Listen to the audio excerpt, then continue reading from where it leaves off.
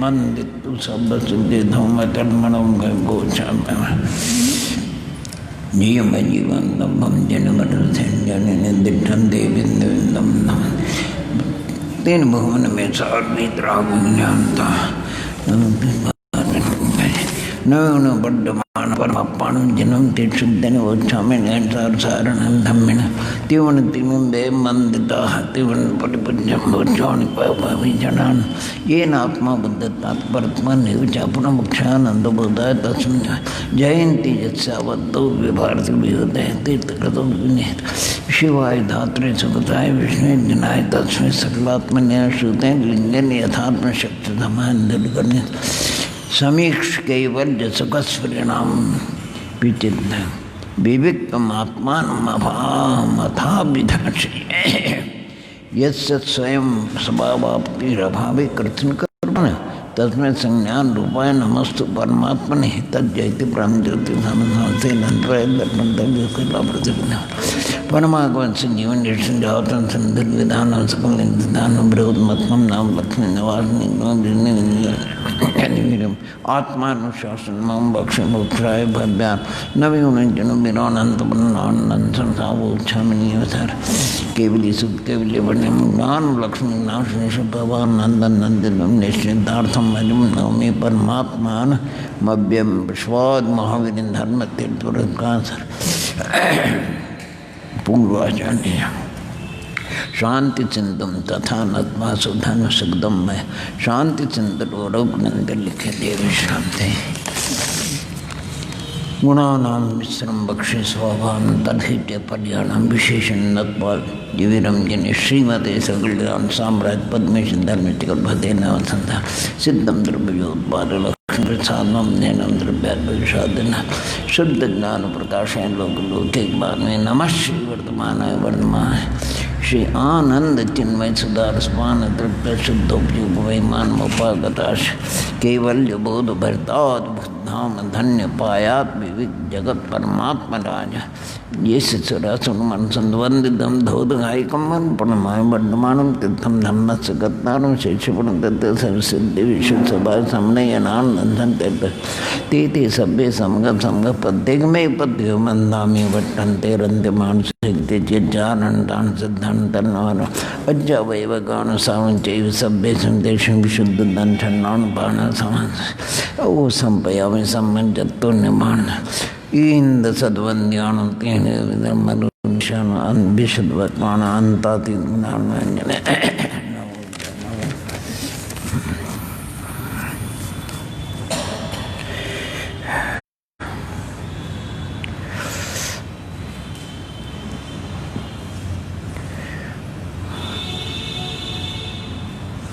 नमो दान संतान बोली पंच परमेश्वरी भगवंतों की जय त्रिकालवर्ती नवदेवताओं की जय श्री विश्वाद्वरां चतुर्विंशति जिनेन्द्र भगवंतों की तीन कमलों महामुनि राजों की जय परम पूज्य 108 आचार्य नेमिचंद सिद्धांत चक्रवर्ती 108 आचार्य विद्यासागर द्वादशांग जिनवाणी माता की जय अहिंसा पर्व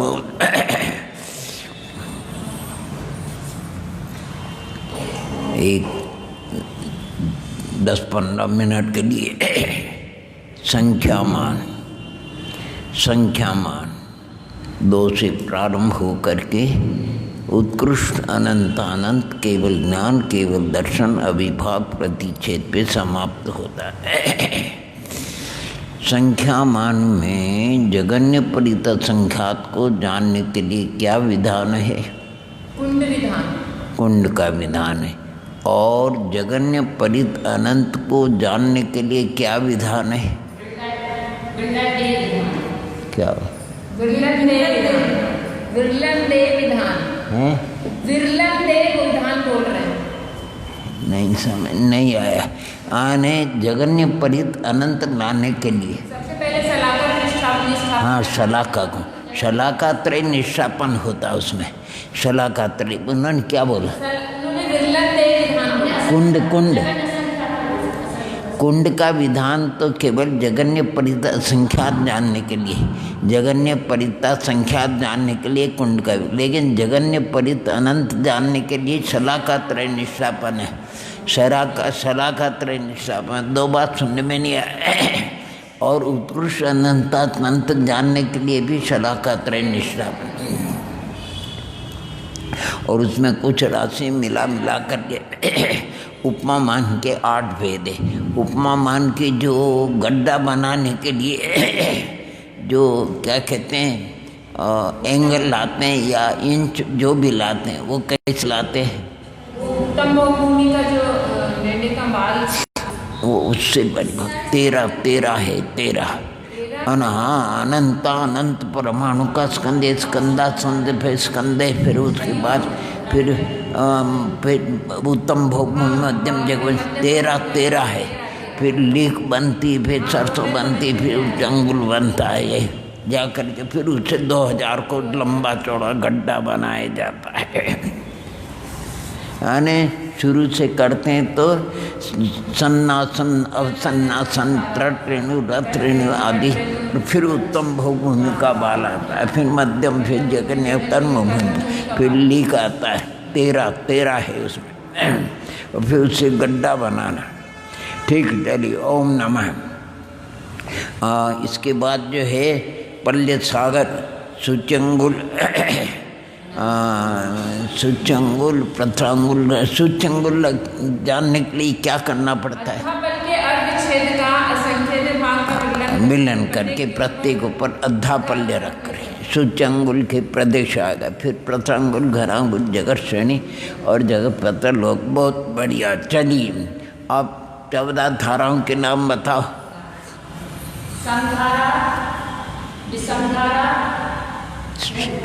शुरुआत गड़बड़ होगी। सर्वधारा,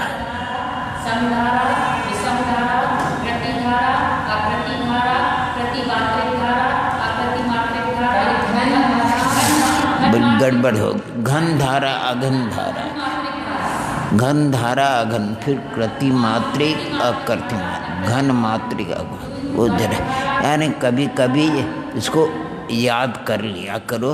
ध्यान करने से अपने धारा नेत्र विस्मरण हो जाता है ऐसे।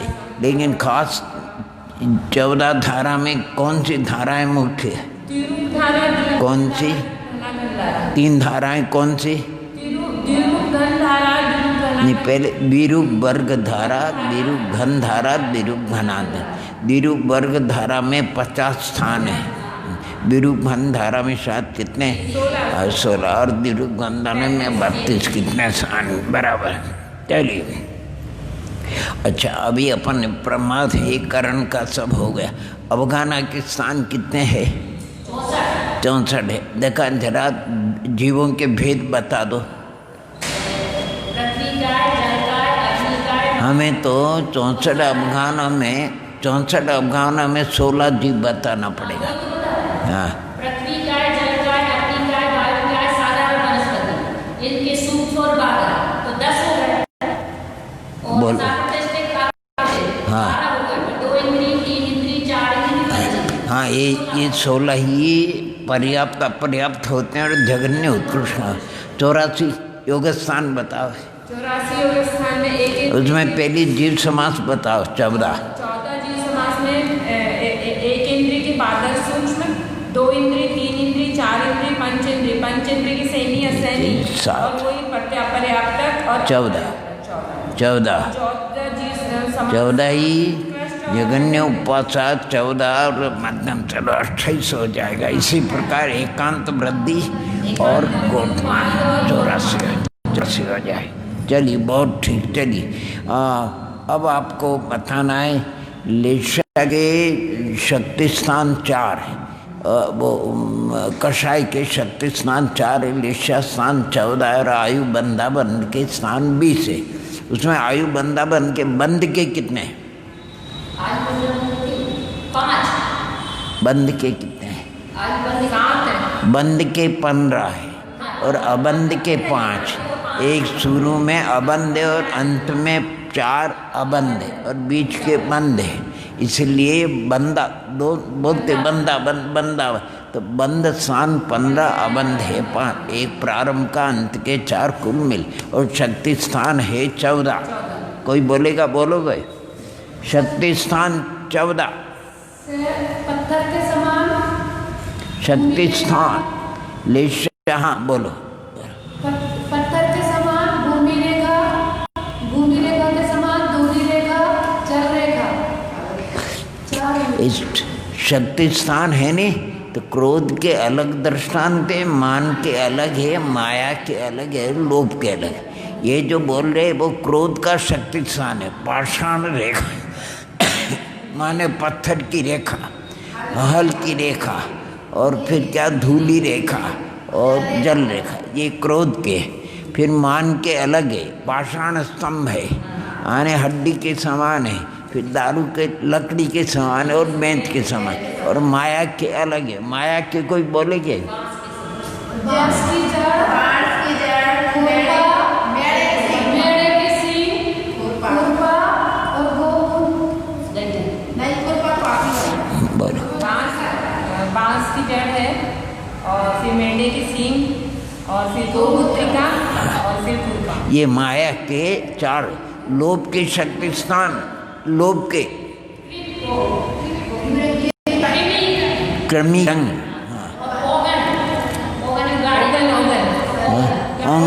गाढ़ कौमन, हाँ, और शरीर का मेल और हल्दी रंग, ये ऐसे 4 शक्ति। लेशा स्थान 14 होते हैं, लेशा स्थान 14। उसमें आप बताएंगे 14 स्थान लेशा के? नहीं बता, लेशा के 14 स्थान हैं? 6 का, 5 का, 4 का। लेशा के 14 स्थान सुनो। पहले शक्ति स्थान में एक लेशा का रहता नहीं, तो लेशा के 14 स्थान एक ही है।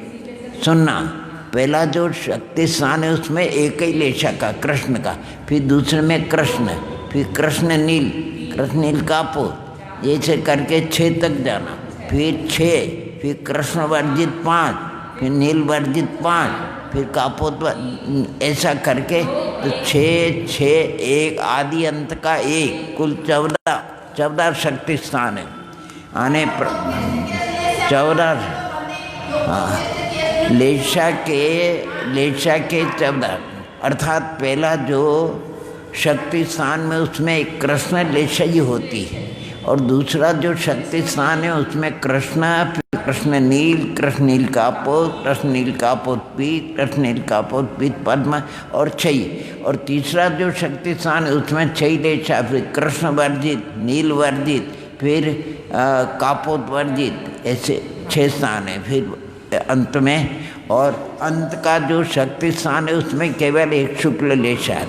और ये आयु का बंध बता दिया शुरू में। चलो ओम नमः। और इसी प्रकार ओम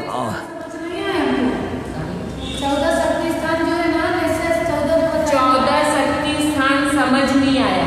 हाँ सुनो, लेश कषाय के शक्ति स्थान है नहीं पहले, तो क्रोध का शक्ति स्थान जो पाषाण रेखा के समान है उसमें सिर्फ एक ही कृष्ण लेशा होती है, एक हो गया। और फिर दूसरा जो शक्ति स्थान है हल रेखा के समान, उसमें 6 लेशा के स्थान है। पहला कृष्ण का है, फिर दूसरा कृष्ण नील 2 का, फिर कृष्ण नील 3 का, फिर 4 का, फिर 5 का और 6 का, 6 लेशा स्थान है। और जो तीसरा स्थान है उसमें पहला 6 का, फिर 5 का, 4 का, 3 का, 2 का, 1 का, और अंत में सिर्फ एक शुक्ल लेशा। और सब रेखाएं बनी। हाँ, और आयु बंध के सुनो, आयु बंध का शुरू का अबंध है और अंत के 4 के अबिंद 0 लगे, देख लेना। यानी जो ओम नमः कृष्ण लेशा का स्थान है उसमें कुछ स्थान तो ऐसे इसमें आयु बंध नहीं हो, कुछ स्थान ऐसे जिसमें आयु का बंध होता है। और फिर इसके बाद फिर नरकायु का, फिर नरक त्रिंच का, फिर ये ऐसे। चलो ओम नमः।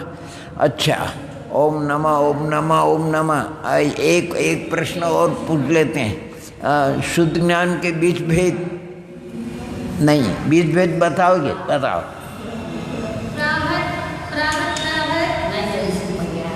अच्छा, पर्याय समास, अच्छा, चलो कोई बात नहीं, चलो। हाँ, पर्याय समास, अक्षर समास, पद समास, संघात समास, प्रतिपत्तक समास, अनियोग समास, प्राबत समास, और वस्तु समास,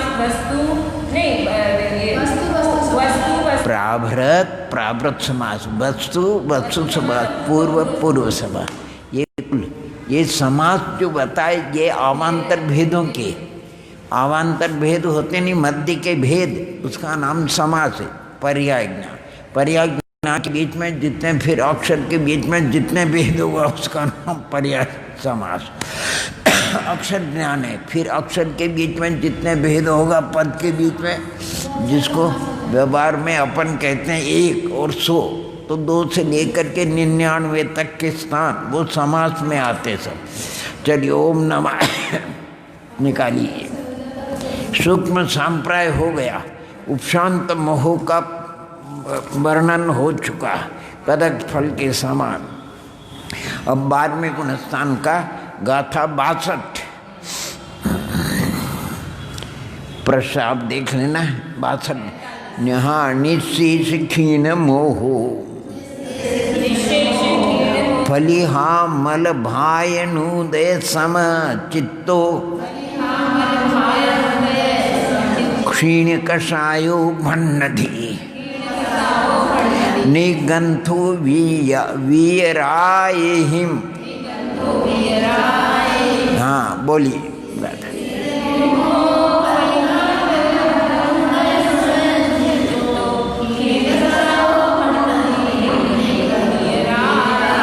देखो, निशेष क्षीण मोहो, ओहो, मोह का समस्त प्रकार से क्षय हो गया, बंध से, उदय से, उदीर्णा से और सर्प से जिसका अस्तित्व समाप्त हो चुका है। ऐसे निशेष, यानी निशेष माने सर्व प्रकार से, बंध से भी, उदय से, सर्प वगैरह सब निशेष क्षीण मोह। फलिहा मल भायणुदय समचित्तो। फली स्फटिक मणि का कोई पात्र ले लो, उस पात्र में स्वच्छ जल ले लो, उस जल के समान जिसका निर्मल परिणाम है। अच्छा, कषाय रंग से रहित जिनका परिणाम है, कषाय का रंग बिल्कुल 10वें गुणस्थान में सूक्ष्म झाई थी, वो भी गया। ऐसा निर्मल परिणाम, हो गजब, ऐसा निर्मल परिणाम, ऐसा निर्मल परिणाम क्या स्फटिक मणि के भाजन में रखे हुए निर्मल जल के समान जिनका निरंग निरंग निरंग निर्मल निर्मल परिणाम। ऐसे 12वें गुणस्थान वृत्ति ओ वीतराग सद्मास जो अल्प काल में अंतर्मुहूर्त में कैवल्य को प्राप्त होने वाले, अंतर्मुहूर्त में केवल ज्ञान का उदय होने वाला, केवल दर्शन का उदय होने, अनंत सुख अनंत विधि का उदय होने वाला है, परमात्मा संज्ञा को प्राप्त होने वाले, छद्मस्पना का अभाव होने वाला है, सकल परमात्मा हो जाएंगे। क्षीण कषाय, उनको क्षीण कषाय 12वें गुणस्थान वृत्ति भन नदी कहते हैं। और निगंथो, वो निर्ग्रंथ है, और वीराय हिम वीतरागी है, और वीतरागी भगवान ने उनको निर्ग्रंथ भी कहा, वीतरागी भी कहा। ओम नमः। हाँ जी, जिस निर्ग्रंथ का चित्त मोहनी कर्म की सर्वथा क्षीण हो जाने से स्फटिक के निर्मल पात्र में रखे हुए जल के समान निर्मल हो गया, उसको वीतराग देव ने क्षीण कषाय नामक 12वां गुणस्थान बताइए कहा। वो निर्ग्रंथ तो है ही, अंतरंग जो 14 परिग्रह था, 10वें तक सूक्ष्म लोभ का परिग्रह था, वो भी चला गया। इसलिए सच्चे निर्ग्रंथ है। यानी बाह्याभ्यंतर परिग्रह से, बाह्य परिग्रह तो 6ठे में ओम नमः, ये अभ्यंतर परिग्रह का जो 10वें तक सूक्ष्म लोभ रहता उसका भी अभाव हो गया। इसलिए सच्चे निर्ग्रंथ, इसलिए पुलाक, वकुश, कुशिल और निर्ग्रंथ अब ये अल्पकाल में अंतर्मूर्त में स्नातक स्नातक स्नातक हो जाएंगे। अब ये परीक्षा में मेरिट में पास हो जाएंगे। मेरिट में पास स्नातक, बनारस के ये अपने वीतराग धर्म के स्नातक है, बहुत से पढ़ करके, ये बनारस से पढ़ करके आए, बनारस के स्नातक है विद्यार्थी। यहाँ वीतराग धर्म में जो 13वें गुण स्थान बनती है वो कहें। ये तो माने क्या कहना चाहिए, ये कृतकृत्य कहो, ये प्रातः काल की लालिमा, प्रातः काल की लालिमा। अल्पकाल में केवल ज्ञान रूपी सूर्य का उदय होने वाला है। केवल ज्ञान, वो केवल ज्ञान रूपी सूर्य कभी अस्त नहीं होगा, कभी अस्त नहीं होगा। उदय हुआ कि हुआ, अब उसको अस्त करने वाला कोई शक्ति नहीं, कोई ऐसी शक्ति नहीं कि जो उसको अस्त कर सके। सादी अनंत काल तक केवल ज्ञान भी उदय होगा, केवल ज्ञान, केवल दर्शन का भी उदय होगा, अनंत वीर्य का भी उदय होगा, अनंत सुख का भी उदय होगा, यानी प्रकट होगा आत्मा में ये अनंत चतुष्टय। और नवक्षायिक लब्धि में क्षायिक सम्यक तो था ही, एक क्षायिक चारित्र, इसके बाद 7 लब्धि और आ जाती, क्षायिक ज्ञान, क्षायिक दर्शन, क्षायिक दान, लाभ, भोग, भोग और भी। इस प्रकार अब केवल ज्ञान का देखो भावार्थ भी पढ़ लेते हैं। जिस छद्मत्स्य के वीतरागता की विरोधी मोहनी कर्म के द्रव्य एवं भाव दोनों ही प्रकारों का, यानी अथवा प्रकृति, स्थिति, अनुभाग और प्रदेश चारों ही भेदों का सर्वथा बंद देखो, उदय उदीर्णा एवं सत्व अपेक्षा क्षय हो गया, कुछ भी नहीं बचा है, तथा 12वें गुण स्थान वाला माना जाता है। इसलिए आगम में इसका नाम क्षीण कषाय वीतराग छद्मस, क्षीण कषाय, कषाय क्षय हो गई है, वीतरागी हो गए है, लेकिन अभी छद्मस है। यहाँ छद्मस शब्द अंत दीपक है, अंत इसके आगे नहीं। पहले गुण स्थान से लेकर के सब छद्मस से आने आवरण ज्ञान वाले हैं, अल्प ज्ञान वाले हैं, पूर्ण ज्ञान वाले नहीं, इसलिए उनको अंत दीपक का और वीतराग शब्द नाम स्थापना और उदय रूप वीतराग की निवृत्ति के लिए है वह। और वीतराग शब्द स्थापना और द्रव्य रूप वीतराग की निवृत्ति के लिए अब स्थापना से नहीं और द्रव्य से भी नहीं, वास्तविक भाव से वीतरागी हो गए, भाव से वीतरागी। तथा यहाँ पर 5 भाव में से मोहिनी के सर्वथा अभाव की अपेक्षा एक क्षायिक भाव ही माना गया, बाकी और भी जितना लगा लेना चाहिए वो भाव भी। ये 12वां गुणस्थान। अब अपन आ गए 13वें गुणस्थान में। ये पीछे कभी लौट करके नहीं आते हैं, 11वें तक तो लौट करके आ जाते हैं। 11वें गुणस्थान में जाने वाले और जो यथाख्यात चारित्र का अनुभव करने वाले, जिन्होंने संपूर्ण रूप से मोहिनी का उपशम कर दिया, वो तो मिथ्यात्व को भी छू सकते हैं, मिथ्यात्म में भी आ जाते हैं। अर्धपुद्गल परावर्तन संसार में और घूमते हैं अधिक से अधिक, लेकिन 12वें गुणस्थान व्रती वो फिर लौट करके नहीं आते, वो तो ऊपर गए सो गए। अब चलेंगे 2 गाथाओं में 13वें गुणस्थान का स्वरूप बताते हैं। केवल नाण दिवायर किरण कला वपनासी नानो नव केवल लद्धुपगम सुजनीय परमप भव एसु असायनान दंसन सयो इति केवली हु जो गेण जुत्तोति सजोग जिणो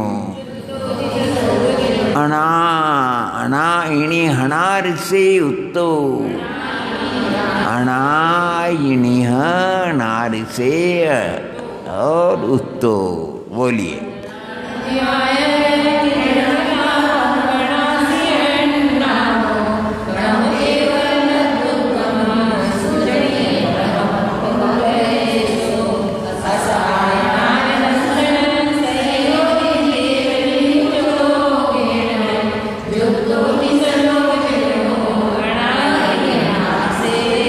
अनादि निधन आर्ष ग्रंथों में ऐसा परमात्मा का सकल परमात्मा का स्वरूप बताया है। केवल नान दिवाकर की किरण से जिन्होंने कलाप से नाश कर दिया है, सर्वथा जड़ मूल से अज्ञान का अंश भी नहीं रहा है। केवल ज्ञान रूपी किरण जब प्रकाशित हो जाती, प्रकट हो जाती, तो किसी भी उनकी आत्मा में किसी भी कोने में जरा भी अज्ञान नहीं रहता है। किसी भी तत्व संबंधी, द्रव्य संबंधी, क्षेत्र द्रव्य क्षेत्र काल संबंधी सारा सर्व क्षेत्र सर्व काल सर्व क्षेत्र सर्व भाव जिनके ज्ञान में भाषित हो जाते, क्योंकि जरा भी अज्ञान नहीं रहा, जरा भी नहीं रहा। यानी ऐसा नहीं कि एक परमाणु मात्र का भी अज्ञान विद्यमान हो, ऐसा नहीं है। और नव केवल लब्धि का उद्गम हो गया है, प्रादुर्भाव हो गया, प्रकट हो गया, और अच्छी तरह से जिनको परमात्मा संज्ञा, सच्ची परमात्मा संज्ञा प्राप्त हो गई है, और उनका केवल ज्ञान केवल दर्शन के असहाय नान दंसन। अब उस वो लंगड़ा था, क्षाप समीक ज्ञान था नहीं, उसमें कई इंद्रिय वगैरह की, प्रकाश वगैरह की आवश्यकता हो। अब केवल ज्ञान और केवल दर्शन के लिए किसी की आवश्यकता, न प्रकाश की आवश्यकता, न इंद्रियों की आवश्यकता, और न किसी उपकरण की आवश्यकता, न किसी चश्मे की आवश्यकता है। अच्छा, और यदि केवली हूँ, इस प्रकार वो केवली भगवान यद्यपि सब कछु हो गया, लेकिन अभी योग से युक्त है, अभी योगों का अभाव नहीं हुआ है। इसलिए योगों से युक्त होने के कारण उनके सजोगी जिन कहते हैं, उनको योग सहित जिनेन्द्र है। योग रहित जिनेन्द्र अभी 14वें गुण स्थान में होंगे। ये अभी योग सहित जिनेन्द्र दो प्रकार के हो गए, एक योग सहित और एक योग 13वें गुण स्थान वृत्ति योग सहित, और 14वें गुण स्थान वृत्ति योग रहित। अभी योग रहित होना आपके हमारे लिए बड़ा कल्याणकारी है। अगर वो योग से सर्वथा रहित हो जाते तो ओम नमः धर्म तीर्थ की प्रवृत्ति नहीं होती। योग के कारण से ही धर्म तीर्थ की प्रवृत्ति होती है। इसलिए योग का होना परम आवश्यक, अपने लिए फायदा। अभी उनके लिए तो फायदा नहीं है, उनके लिए तो थोड़ा उपाधि है, उसका भी अभाव होना जरूरी है। और जब उसका अभाव होता है तो अंतर्मूर्त में सिद्धत्व की प्राप्ति होती है। अंतर्मूर्त का काल सिर्फ गेप रहता है, योग रहता है तब तक 8 वर्ष अंतर्मूर्त 1 कोटि पूर्व तक योग का सद्भाव अधिक से अधिक रहता है। अंतर्मूर्त में भी जा सकता है, लेकिन अधिक से अधिक कितना, 8 वर्ष अंतर्मूर्त कम 1 कोटि पूर्व तक उनके योग है। मन के 2, वचन के 2 और काय के 1, औदारिक काय और समुद्घात करेंगे तो औदारिक मिश्र और कारणा। एक काल में तो एक ही योग होता है, परंतु ऐसे उनके 5 या 7 योगों का विवेचन आता है। कितना, 5 या 7। अब इसका भी निरोध का क्रम है। सबसे पहले मन योग का, फिर वचन योग का, श्वासोच्छ्वास का और फिर कायोग का।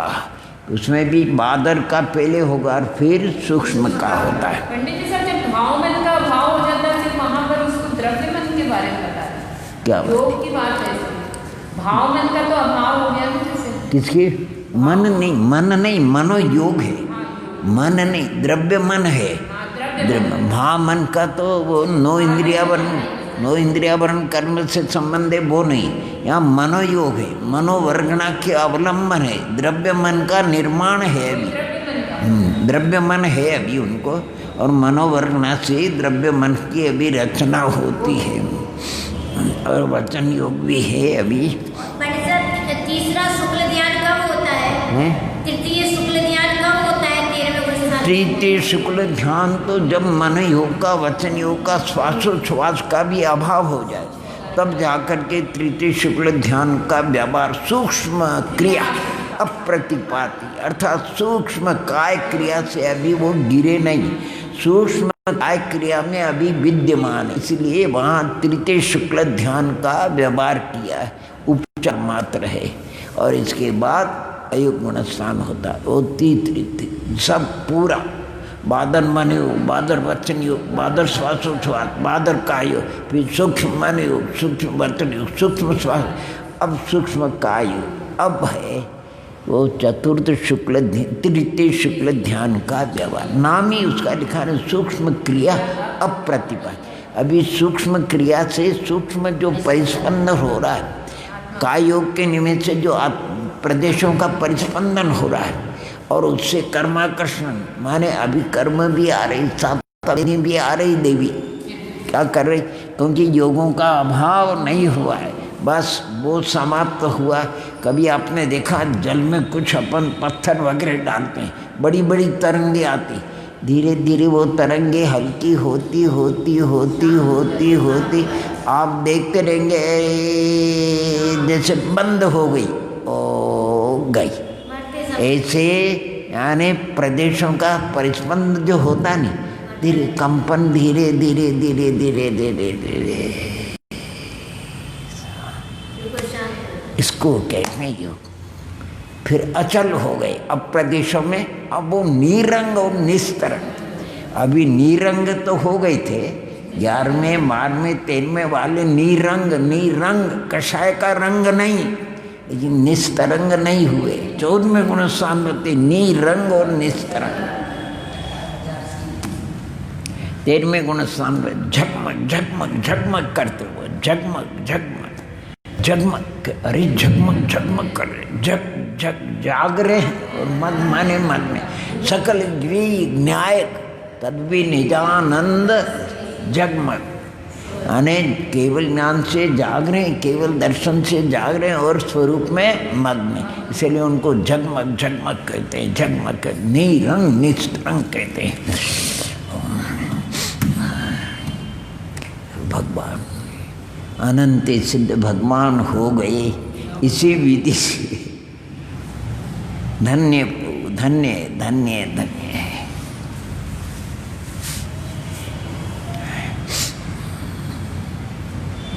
हे भगवान, इसकी इस अवस्था की अपन बात कर रहे तो रोम रोम पुलकित हो रहा, और जिनको ये अवस्था, क्या बात, उनकी क्या बात, उनका क्या पूछे, उनका वही जानते हैं। देखो इसको पढ़े, जिसका केवल ज्ञान रूपी सूर्य की अविभाग प्रतिष्ठ रूप किरणों के समूह से एक भी अविभाग प्रतिच्छेद अब आच्छादित नहीं है, सब खुल गए।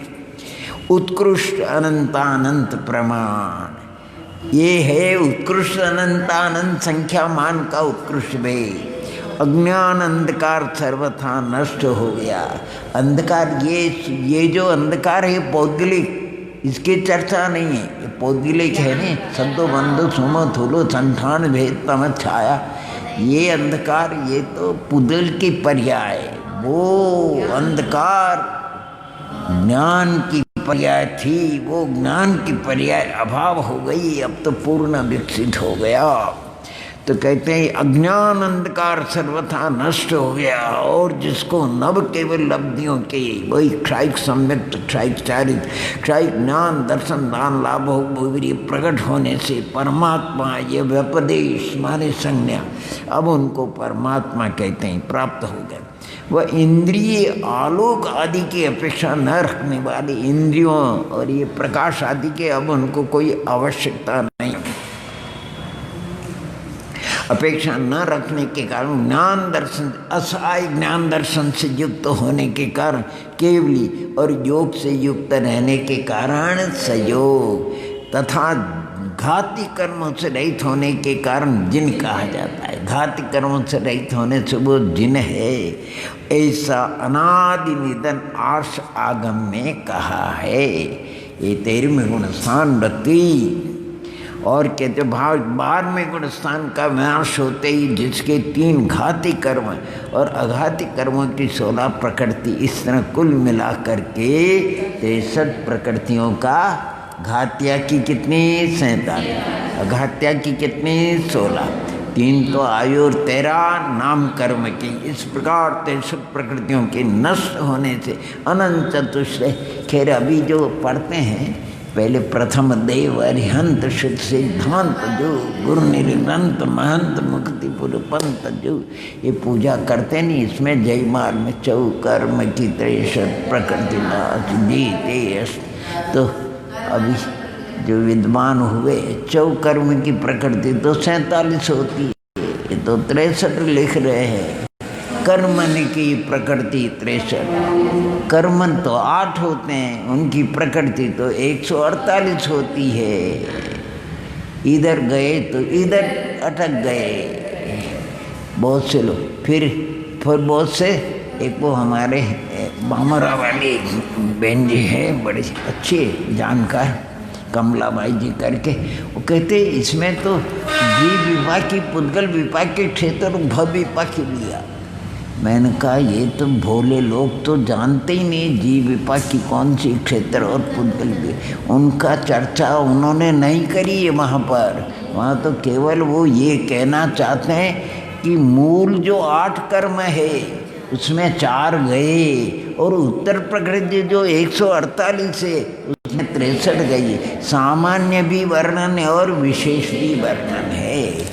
ऐसा सुंदर लगा। अब वो एक की नहीं आती, नहीं चौकर्मन की आ गया तो वो तकलीफ हो गई। खैर नाना जीव नाना प्रकार के भव्यात्मा है, कैसे भी भजन करो चलता है सब माने ऐसे। तो देखो 63 हो गई, 63 प्रकृतियाँ नष्ट होने से अनंत ज्ञान अनंत। एक बहुत पुरानी बात है, मैंने कही होगी। बड़नगर हम 8-10 दिन रहे थे, एक महानीमा करके था, अच्छा तत्व ज्ञान था। दूलीचंद जी महाराज जाया करते थे, तो मेरे से पूछे पंडित जी ओ उस समय तो अवस्था है। मैंने कहा भैया बोलो। अरे नवक्षायिक लब्धि और अनंत चतुष्टय में क्या अंतर है? नवक्षायिक लब्धि और अनंत चतुष्टय में क्या अंतर है?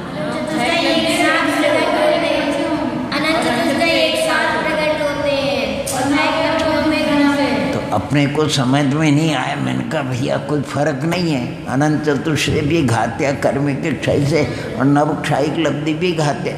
नहीं पंडित जी, अनंत चतुष्टय युगपथ होता है और एक क्षायिक लब्धि क्रमशः पहले क्षायिक सम्यक्त होता है। मैंने कहा वो बात आज भी याद है मेरे को, उसने मैंने कहा बहुत अच्छा भैया, मैं जब प्रसंग आएगा तेरी बात अवश्य कहूँगा। हाँ उनकी नियमात बहुत मिल जाती है, ऐसी कुछ कुछ बातें होती है। बढ़िया बढ़िया धीरे से पूछते हैं। एक कलकत्ते गए थे एक बार परुषण, तो चतुर्दशी का दिन था, वाहन का उपयोग नहीं करना था, तो मंदिर से एक भव्य आत्मा, मैं पंडित जी आपके साथ चलूँ? मैंने कहा चलो भैया कोई बात नहीं। चला। मेरा एक छोटी सी प्रार्थना है कि जो अपन बोलते हैं पार्षद के बड़ा गुलाब और के चुनाई के हैं केवड़ा गुलाब और केत की चुनाई की माने क्या क्या बोल रहे और चढ़ाते हैं कच्छू और बोलते कच्छू, तो दोस्त तो नहीं लगेगा।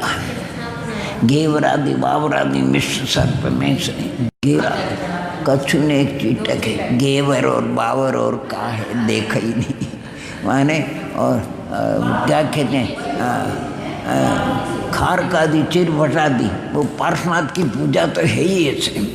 मैंने कहा भैया फिर उससे प्रेम सिखा, देखो अपने यहाँ स्थापना निक्षेप चलता है, तो भगवान अपने साक्षात है कि स्थापना के? भगवान साक्षात नहीं। अरे जब भगवान भी स्थापना के हैं तो द्रव्य स्थापना का हो तो कोई दोष नहीं। भगवान स्थापना के है तो द्रव्य भी स्थापना। उस बच्चे को समझ में आ गई, हाँ पंडित जी बात तो बराबर है इसलिए दोष नहीं लगता उसमें। आने भगवान स्थापना के हैं तो द्रव्य भी स्थापना। अच्छा मैंने कहा ठीक है द्रव्य छोड़ो, कंचन भड़ी मंगार, कंचन मणिमय भृंगार, ये स्टील की, और कंचन मणिमय भृंगार, ये भी तो स्थापना निक्षेप है कि नहीं है? कंचन माने स्वर्ण की है कि स्टील की? बोल क्या रहे? कंचन मणिमय भृंगार।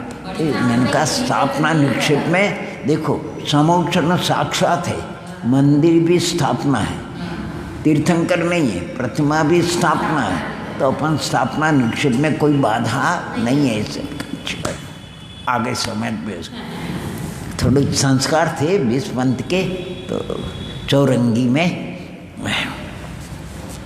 अच्छे अच्छे भव्य मिलते, बढ़िया बढ़िया काम होता है, तो चर्चा तो आती है। वहाँ के जितने मुमुक्षु थे लीडर वो आते थे चर्चा को आते थे, लेकिन एकांत नहीं होता। निमित्त को निमित्त रखना, उपादान को उपादान, निमित्त का एक अंश भी उपादान में नहीं मिलाना, उपादान का एक अंश भी निमित्त में नहीं मिलाना। ये वस्तु स्वरूप है बराबर। आने जब भी अगर कार्य रूप परिणमित होगा तो 100% उपादान का ही परिणमन, निमित्त का एक अंश भी परिणमन नहीं होगा। लेकिन जब भी 100% उपादान परिणमन होगा तो 100% अनुकूल निमित्त भी होगा। ये बराबर रखने चाहिए। खैर ये तो सिद्ध हो जाओ। ये तो छद्मस अवस्था में नाना प्रकार के विकल्प हैं। वस्तु स्वरूप तो जो है सो है, न तो कई अपने अपने विचारों में विकल्प है, बाकी कहीं विकल्प नहीं है। अब बढ़िया से वस्तु स्वरूप है। ये जो अपन शास्त्र से सब करते हैं भाव से, क्या केवल ज्ञान की चर्चा कर रहे कि नहीं? तो केवल ज्ञान कैसा होता है बोलो? केवल ज्ञान किमात्मक है, जरा उसका अनुमान तो लगाओ। अरे जैसे मैं बैठा हूँ, मेरे आँख बंद है, मुझे कुछ भी ज्ञात नहीं है, आँख खुली। ऐसे बाद में गुणस्थान के चरम समय तक आँख बंद है, अर्थात अज्ञान विद्यमान है, कछु भी नहीं, झाई झाई क्या बोलते हैं, अंधे के झाई रहती वैसी। क्या बात है। और जो 13वें गुणस्थान होता है, क्या आँख खुलती, केवल ज्ञान और केवल दर्शन की आँख जिनको खुल जाती है, इन आँखों की फिर कोई ज़रूरत नहीं। ये तो उपाधि है, ये आँखें, ये कान वगैरह तो सब उपाधि। आत्मा तो अशरीरी सिद्ध भगवान, शरीर की कोई आवश्यकता नहीं। देखो आप सब भगवान आत्मा इस शरीर के जेल में है। अभी अपन कहाँ पर हैं? जेल में है, सजा भुगत रहे हैं। क्या अपराध किया है बराबर, इसमें क्या बात है? अपराध नहीं करते तो जेल। एक सिद्धांत याद रखो आप सब, ये जो अन्य 9 कर्म है नहीं, ये सब तो दूर है। सच्चा 9 कर्म है शरीर। सच्चा 9 कर्म कौन सा है? यानी इसका ज़्यादा संबंध है। शरीर के प्रति जिसका 100% अगर लगाव है, ममत्व है, मूर्छा है, यानी अहंकार ममकार जो भी लो, वो एकेंद्रीय होता है। कौन होता है? उससे ममत्व कम होता है तो 2 इंद्रिय और कम होता है, शरीर से ममत्व 3 इंद्रिय और कम होता है तो 4 इंद्रिय और कम होता था, शनि पंचलियों कम होता तो शनि पंच और कम होता तब मनुष्य होता और कम होता तब जा कर के सम्यक दृष्टि, फिर संयम, फिर संयम ही होता और ममत्व कम हो जाता तो सर्वज्ञ हो जाता है और फिर अल्पकाल में शरीर से रहित हो जाता है। ये शरीर से ममत्व कम होना चाहिए। जितने सिद्ध हुए सब निर्ममत्व शरीर से निर्ममत्व होने पर, और जितने आप और हम बंधे हुए हैं सब शरीर की ममता से, शरीर की ममता से। इतने जीव भैया ओहो, अरे अपने साथ वाले जब आपको केवल ज्ञान होगा नहीं और केवल ज्ञान में जब झलकेगा, अरे अपने साथ वाले अनंते अनंते जीव मोक्ष चले गए। कहाँ चले गए? लेकिन अपन ने थोड़ी सी गलती कर गए, थोड़ा सा भूल कर गए, अपना नंबर नहीं आया, अपन रह गए, अपने साथ वाले चले गए। देखो भावार्थ 5 ने, ठीक है, आगे देखना। ओम नमः तथा नव केवल अवधि प्रकट हो चुकी, किंतु साथ ही जो योगों से भी युक्त है उस अनंत परमात्मा को 13वें गुणस्थान वृत्ति कहते हैं। अरे सामान्यतया जीव की 3 अवस्थाएं होती है। कौन सी? बहिरात्मा, अंतरात्मा और परमात्मा। सम्यक दर्शन से रहित बहिरात्मा, सम्यक तो सहित छद्मस्त जीव सब अंतरात्मा, तथा सर्वज्ञ हो जाने पर सभी जीव परमात्मा हो गए। अतः चतुर्थ गुणस्थान से 12वें गुणस्थान तक के सभी जीवों की अंतरात्मा और उससे ऊपर जीवों की परमात्मा संज्ञा है, किंतु अंतरात्मा और परमात्मा दोनों ही की सामान्यतया जिन संज्ञा है। अच्छा, फिर भी उक्त 63 कर्मों का घात करके उन पर संपूर्ण विजय प्राप्त कर लेने के कारण परमात्मा की मुख्यता विशेष रूप से यह जिन संज्ञा माने वास्तविक जिन भाव से अगर कोई जिन है तो अनंत है, जिन संज्ञा मानी गई। यहाँ पर गाथा नंबर 63 में इसी जिन का सामान्य स्वरूप बतलाते हैं, अर्थात वो जिन है, यहाँ अपन जिन नहीं, वो जिन्होंने पूर्ण वीतरागी हो गए, सर्वज्ञ हुए, पूर्वार्ध के द्वारा उसकी परोपकार संपत्ति। अच्छा, परोपकार माने दिव्य ध्वनि वगैरह खिलती है और धर्म ठीक चलता है। पूर्वार्थ के द्वारा उसकी परोपकार और उत्तरार्थ के द्वारा स्वार्थ संपत्ति, निज की संपत्ति, किरण कला और नव केवल अवधि और सुजनीय परमत्व और रसायनान। ये क्या है? गाथा नंबर 63 में जिनका सामान्य स्वरूप बताया, पूर्वार्थ के द्वारा उसकी परोपकार का संपत्ति ये केवल नान दिवा किरण कला अपना से, और उत्तरार्ध में नव केवल लद्दुगमा, ये उत्तरार्ध में स्व की संपत्ति है, यानी उससे परोपकार भी होता है और इधर ये होता है। और देखिए उसमें केवल ज्ञान से नहीं, दिव्य ध्वनि से होता है परोपकार। क्षायिक दान भी वहाँ पर है।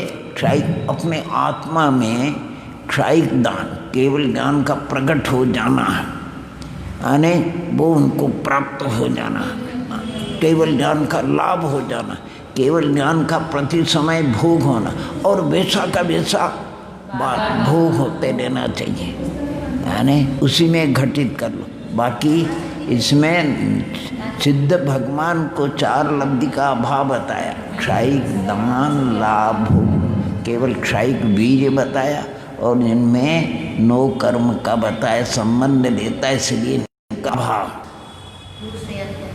बाकी घटित कर लो उनका। और वैसे समूषण में लिखा है क्षायिक दान, वो दिव्य ध्वनि के द्वारा असंख्य भव्य जीवों को मोक्ष मार्ग प्रशासित करते हैं। क्षायिक दान, क्षायिक लाभ, वो जो लाभ वो कहते हैं उनको प्रति समय 9 कर्म परमाणु, ये 8 वर्ष अंतर मुर्ताते क्षायिक लाभ। फिर भोग माने एक बार आए जो दिव्य ध्वनि वगैरह, और जो अष्ट प्रातिहार्य उपभोग सब ऐसा भी वर्णन है। जो भी है देख लेना चाहिए। बाकी आत्माश्रित अगर देखो तो कि अंतराय कर्म के अभाव से तो आत्मा में केवल ज्ञानादि का लाभ हो गया है, वही केवल ज्ञान को प्राप्त हो गए हैं। इसी का भोग, उसी का निरंतर अनुभव चलता रहता है और अनंत वीर्य होने से थकान नहीं होती। देख लेना भाई जो भी हो। इस इन जिनके 2 भेद जिनके 2 भेद, एक संयोग और अयोग। इस गाथा में 64वें नंबर में संयोग का और आगे की गाथा 65वें नंबर में अयोग जिनका विशेष स्वरूप बताया गया। ये सजोगी हो गए सायनादन से केवली सुजोगेण है नी जुत्तोति सजोगी जिनो। और ये आ रही गाथा आगे संलेषम संपत्तो निरुद्ध निशेष अशुभ, ये इसमें आ रही आगे 64वें 65वें नंबर की आगे जिनका विशेष स्वरूप एकत्व वितर्क शुक्ल ध्यान के प्रभाव से 13वें गुणस्थान के पहले ही समय छद्मस्ता का व्यय और केवलित्व सर्वज्ञता का उत्पाद एक समय एक साथ हो जाएगा। यानी उसका अभाव और केवल ज्ञान की उत्पत्ति 2 समय नहीं, समय व्यय अलग पर्याय का है, उत्पाद अलग पर्याय का। क्योंकि वस्तु का स्वाभाविक उत्पाद भी द्रव्यात्मक है। यहाँ पर संयोग जिनका विशेषण वह अंत दीपक है। कौन सा दीपक है? यहाँ तक योग है, यहाँ तक योग है। और अब अयोग गुणसान नीचे प्रकृतियाँ लिखी है टिप्पण में, हैं? टिप्पण में प्रकृतियाँ लिखी है। क्या? ये 63 प्रकृतियाँ नाम दर्पण। हाँ नीचे टिप्पण में दी होगी, टिप्पण में नाम माने घात्या की 47 से नाम कर्म की 9वें गुणस्थान में जो क्षय होने वाली है उसमें नरगति निगति गति गत्यानुपूर्वी वगैरह एक आदि 4 जाति सूक्ष्म और साधन आदि 13 नाम करूँगी। और 3 आयु तो माने आयतन। अच्छा चलिए इसको भी पार कर लेते अपने। शीले संपत्तो निरुद्ध निशेष आसवो जीवो कम्मरय विप मुक्को गए जोगो केवली होदी। बोलिए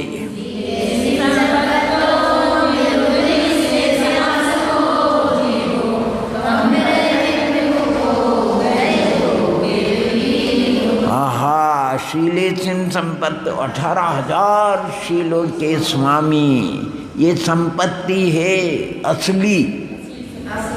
असली संपत्ति आत्मा की। और ये जो पुद्गल का ठाड़ दिख रहा है ये असली संपत्ति, ये पुण्य की सामग्री है। और निरुद्ध निशेष आश्रव जो समस्त प्रकार से आश्रम का अभाव हो गया। आश्रम नहीं कारण नहीं तो बंध का भी अभाव हो गया है। और कर्म रज से अल्पकाल में पूर्ण मुक्त होने वाले हैं। अभी कर्म रज है लेकिन कर्म रय विपमुख को कर्म रज से प्रमुक्त। और गत योग चला गया है केवली ऐसे केवली भगवान। ये 14वें गुणस्थान रखती है। 18,000 शील के भेदों का स्वामी हो चुका है। और जिसके कर्मों के आने का द्वार रूप आश्रम सर्वथा बंध तथा सत्य और उदय रूप अवस्था को प्राप्त कर्म रूप ब्रज की सर्वथा निद्रा होने से जो उस कर्म के सर्वथा मुक्त होने के सन्मुख है। यानी वहाँ कर्म की 2 अवस्था है, 10 में से सीट पर 2, कौन सी? और सत्व, बस ये 2, ये भी जाने वाली है सर्वथा मुक्त होने। और योग रहित केवली को 14वें गुण स्थान वृत्ति अयोग केवली अपने लिए तो प्रिंसिपल साहब है, वो कौन है? प्रिंसिपल। और 13वें गुण स्थान वृत्ति लेक्चरर प्रोफेसर है। और एक सपक्षणी डिग्री कोर्स, उपसमक्षणी डिप्लोमा है। और 6ठा 7वां गुण स्थान नो नॉलेज विदाउट कॉलेज। और 11 5वां हायर सेकेंडरी। और यानी 3 चीज सम्यक दर्शन का होना, अवक्ष अस्मूल का धारण होना, न्याय नीति से जीवन होना, यानी मिथ्यात्व का अभाव, सम्यक्त का होना, अस्मूल का धारण होना और न्याय नीति से मिथ्यात्व न्याय अवक्ष का अभाव, सच्चे देव गुरु शास्त्र की श्रद्धा, न्याय नीति से जीवन यापन और अस्मूल का धारण। अभी अपना तो बहुत हो, अभी तो कॉलेज में ही नहीं, कॉलेज में नहीं भैया, अब कॉलेज में नहीं। अभी यहाँ डिप्लोमा डिग्री कोर्स होता नहीं, वो तो महाविद्यालय में होता है। लेकिन कॉलेज तो है, पर तो कॉलेज से भी वंचित है। अभी बहुत से भव्यात्मा कॉलेज में एडमिशन मिल गया है, कर रहे अपने साथ कॉलेज में। फीस बहुत लंबी चौड़ी होती है, उसमें 28 मूल चाहिए और क्या क्या चाहिए। 22 वर्ष है, 22 वर्ष है मुझे। अब देखो थोड़ी सी प्रकृति बदल गई, कम कपी लगने लग रही, कैसी भी मौसम आ जा। धन्य है भैया, धन्य है ये, परिश्रम को विजय करने वाले हैं। सबकी रिजर्व सीटें रिजर्व होती हैं स्वर्ग में। जैसे अभी मान लो आचार्य विद्यासागर जी महाराज, वहाँ पर इंद्र प्रतिन्द्र जो भी होंगे, अब उनकी सभा लगेगी तो जितने उनके शिष्य आदि निर्गत वारिका वारिका सब जाएगी, उसमें कोई सीट खाली भी दिखेगी। हाँ, कोई सीट खाली भी दिखेगी। एक नेमावर में, शायद नेमावर की है, वहाँ दीक्षार्थी भव्यात्माओं के नाम तीर्थंकरों के ऊपर रखे। तीर्थंकर वृषभ, अजित, संभव, अभिनंदन, सुमति, पद्म प्रभा। अब ये दुष्म काल है, वृषभ है, अजित भी है, संभव भी है, अभिनंदन भी है, सुमति नहीं, सुमति पद्म भी है, सुपार्श है कि चंद्रप्रभ है, पुष्पदंत है, शीतल नहीं है, और शेष है, वासुपूज्य है, विमल है, अनंत है, धर्म, शांति, कुंतु है, अर है, मल्ली है, मुनि सुव्रत भी है, नमी है, नेमी भी है, पार्श और महावीर भी नहीं। महावीर तो दीक्षित ही नहीं, महावीर तो दीक्षित नहीं। आने करीब 6 चलेगा, आने देखो सुमति चले गए, पुष्पदंत चले गए, शीतल चले गए, शांति चले गए और पार्श चले गए। और महावीर तो हुए ही नहीं, महावीर की तो दीक्षा ही नहीं। वो सब हो गया तो गया।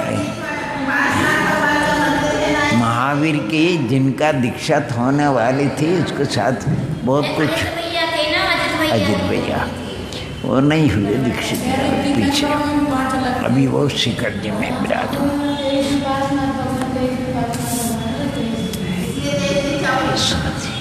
यानी आत्मा विचार करते हैं। देखो क्षमा सागर जी के साथ में कैसे सुमति सागर, क्या ब्रह्मचारी थे वो। एक ललितपुर के शांति सागर जी अभी विदिशा में चले गए, शीतल फेल हो गए, क्या करो।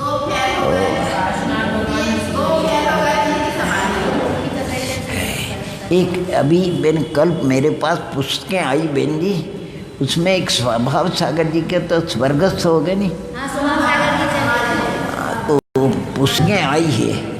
मैंने कहा स्वभाव सागर जी पहली, फिर देखा उसमें तो सन 13 की, तो अब 2000 हो गए 20, तो पहले की अभी 2-3 वर्ष, अभी 2-1 वर्ष हो गए उनको, वो चले गए। स्वभाव सागर जी, एक अपूर्व सागर जी भी चले गए, एक प्रवचन सागर जी भी चले गए, ओम नमः, एक धीर सागर जी भी चले गए, पहले एक संयम सागर जी भी चले गए, धीर सागर जी कैसे क्षमा सागर जी चले गए। वो कोई कह रहे थे कि अपनी आज वर्षा योग क्षमा सागर जी भी चले गए। और कौन चले गए? एक नहीं, क्षमा सागर जी चले गए, ज्ञान सागर जी चले गए, ज्ञान सागर जी, और एक कौन चले गए और जिनका चिन्मय सागर जी चले गए। चिन्मय सागर, ये अपने यहाँ जिनका वर्षा योग हुआ, क्षमा सागर जी चले गए, चिन्मय सागर जी चले गए, और आचार्य ज्ञान सागर जी। सम्यक सागर एलक महाराज, वो तो क्षुल्लक जी थे, वो तो छोड़ दिया उन्होंने, वो उन्होंने तो उस समय के कमजोरी से छोड़ दिया, ऑपरेशन कराया, चले नहीं। 2-1 वर्ष उनकी गाड़ी चली नकली, और फिर नहीं चली। होता है, देखो क्या करें नाना, लेकिन ये सब भव्यात्मा जाएंगे मोक्ष निसंग सागर जी चले गए। है। हाँ, निसंग सागर जी भी चले गए, निसंग सागर जी भी, उनकी गाड़ी चलती रही 10-20। अरे चिन्मय सागर जी भी ऐसे ही, एक फेफड़े पे चलते रहे चिन्मय सागर जी, निसंग सागर जी भी ऐसे ही चलते रहे, लेकिन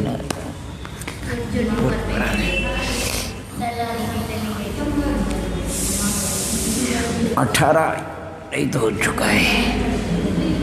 अच्छा, आगम में शील के हो गया टाइम भैया, जो मुक्त सन्मुख और योग केवली को आगम में शील के जितने भेद या विकल्प गए उन सब की पूर्णता यहीं पर होती, इसलिए वह शील का स्वामी और पूर्ण संवर्तता निद्रा का सर्वोत्कृष्ट अंतिम पात्र होने से मुक्तावस्था के सन्मुख के काय योग से भी वह रहित हो चुका है। इस तरह के जीव को ही 14वें गुणस्थान का अयोग केवली कहते हैं। आगम में शील के 18 भेदों को अनेक प्रकार से बताया, किंतु उनमें से एक प्रकार जो कि श्री कुंदाचार्य भगवान ने अपने मूलाचार के शील गुणाधिकार में बताया, उससे हम यहाँ लिख रहे, उसका यंत्र भी आगे बता रहे, वो अपन 18,000 शील का देखेंगे। ओम नमः सिद्धि, ओम नमः लंबी